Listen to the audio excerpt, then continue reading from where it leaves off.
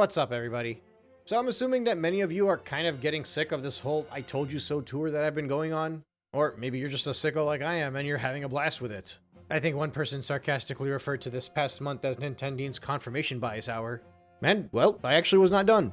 I took about a week off after New Year's Eve, since that's when the family was coming back into town, but I still have quite a few things that I want to talk about. Not least of which being the sad and silent end of Doug Bowser's tenure at Nintendo. I don't know if sad is the right word to use, most people are cheering and celebrating, but outside of a pat on the back from, like, the Game Awards, it's been pretty silent, all things considered. And I've given it about a week now, expecting something to come from Nintendo. I was like, maybe it's the holidays, they're waiting until Monday or Tuesday or Wednesday to make a nice video about him, but there's nothing there. And I partially realize why. The guy showed up the day that he got the job saying, "My name is Bowser," and that was fun and great for all of us just because of his name. Pretty much did nothing after that for almost a decade, and then popped up and said, "Hey, if you're poor, go buy a Switch 1, not a Switch 2. Before promptly increasing the prices of the Switch 1 family of units, and also introducing $80 games into the mix and effectively normalizing them in 2025, making sure that all of us understand the meaning of variable pricing. Which basically comes down to, if it should be free, you're gonna pay 10 to 20 bucks for it. If we think we can get away with it, we're gonna charge $80 for it, and otherwise it's going to be 70 bucks. Variable pricing. In any case, it is actually very weird that Nintendo didn't so much as send a tweet that Bowser was leaving. The guy's been with the company since 2015. It's not a short amount of time. He held a high position in EA before coming to Nintendo, and he held high positions all throughout his time at Nintendo. So you'd expect something, you know, like I'm not saying throw a whole parade, right? Reggie got a massive ovation. Reggie got his time in the spotlight. It was like a goodbye tour for him. I don't expect Bowser to receive what Reggie got. That's just unreasonable. Reggie was the face of the company in the West. The dynamic of him and Iwata together, they are the reason the Switch 1 came in and was as phenomenal as it was. They took the company that was losing to PlayStation, brought in the Wii, captured a whole generation of people, fumbled the Wii U, but reapplied the concept of the Wii U into the life of the Switch.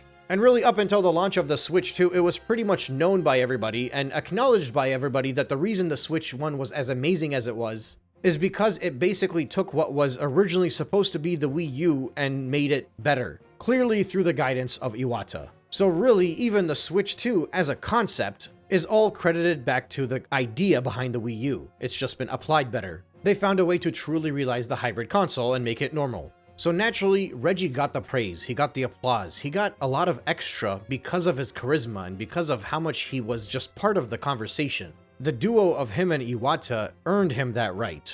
And unfortunately for Iwata, obviously we couldn't see that. But for Reggie, we saw it and it was deserved.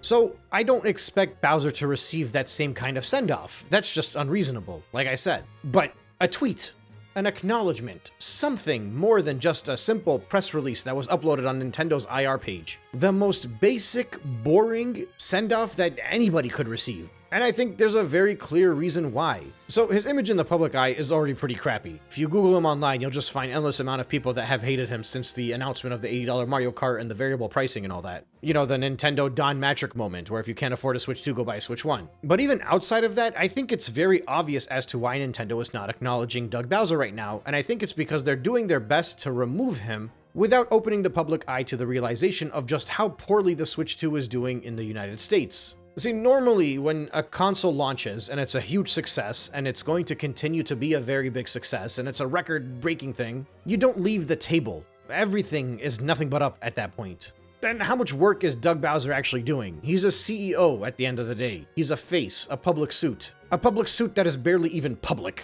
As far as he's concerned, it's just sitting on a chair and just getting more praise and more gains over the next few years. You would never expect that he would actually retire willingly. But for some reason, when the very lame and non-announcement happened that they would be moving on from Doug Bowser by the end of this year, when that announcement happened, the narrative I saw online did not match what was clearly not the case. Everybody that was obviously pro Switch 2 and very rah-rah Nintendo can do no wrong was trying to make it seem like Doug Bowser was simply the winner, right? He launched a successful console, saw through the life of the Switch 1, and now that the launch had been done and everything was breaking records, it was time for him to drive off into the sunset. And I'm just like, that doesn't really make sense. The console is still in its first 6 months. You haven't seen off anything. And by that logic, like I said, it's record breaking and there's no signs but up. Why would he leave the table while it's hot? In actuality, my opinion at the time, and until now, I'm even stronger on that opinion because of Nintendo's lack of acknowledgement, was clearly that they are disappointed with the launch of the Switch 2.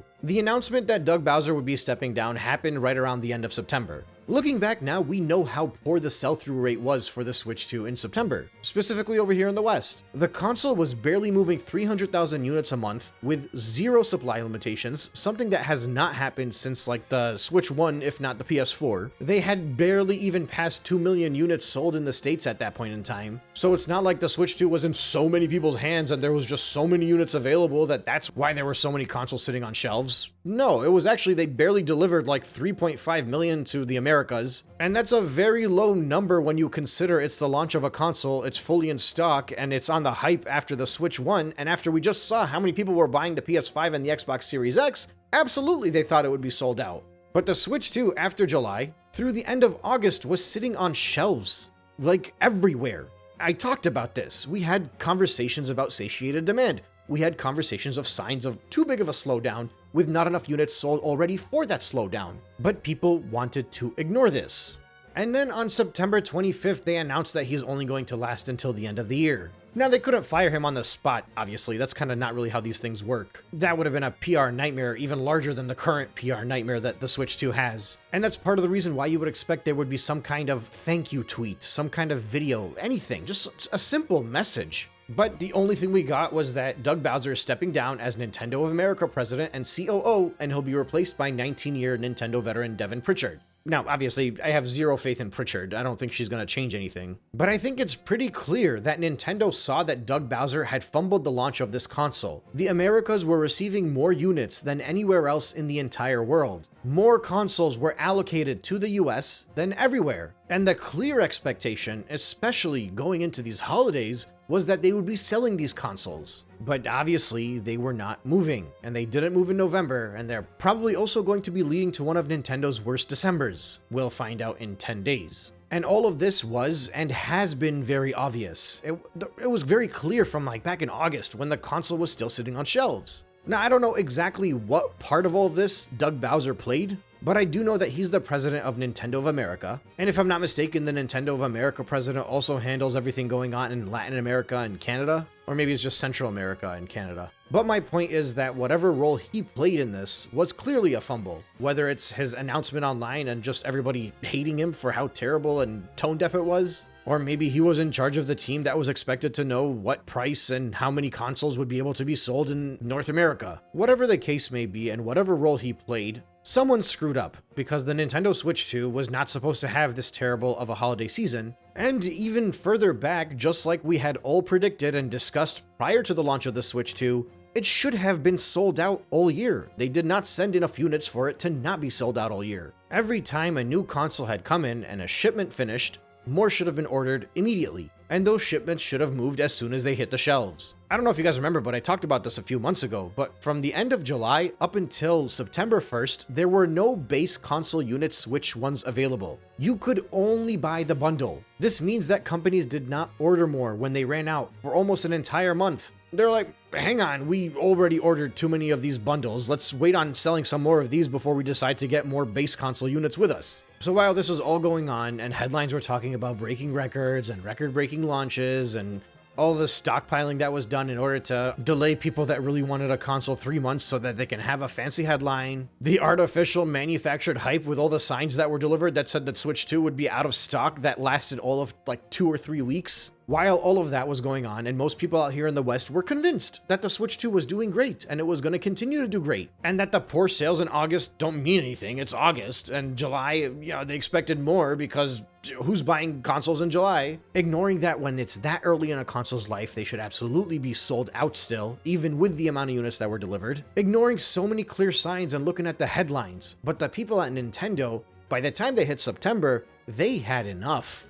I don't know who makes the decisions. I don't know if the board sat with Furukawa and was like, yo, your boy over in America, he's doing something wrong. Or maybe it was Furukawa's decision to be like, yo, Bowser, I gotta cut you off, man. You're making me look bad. But there were clearly board members who were just seeing the signs that we saw, that I saw, and I discussed with many of you. So they had to cut him off, because he was already ruining everything up until September. They had to change something, because Pokemon was about to launch soon. Everybody was pissed off after the Direct, so Nintendo's image and hype and everything was at an all-time low in September. Then as far as they were concerned, they had no confidence that the holidays would look good for them. And they were absolutely right. Doug Bowser leaves Nintendo with all of the hype and all of the goodwill that he built up through the latter half of the Switch's life by simply doing nothing. And then when he finally showed up, started talking, they launched this console in his zone, in his area, the place where he's the president of. They launched the console here in the market that's supposed to have the best success for the Nintendo Switch 2. And what results is a Nintendo where the Switch 2 sold like 25% fewer units than the Switch 1 did last holiday season. And what's worse is that December is most likely going to be significantly worse than that. And to add insult to injury,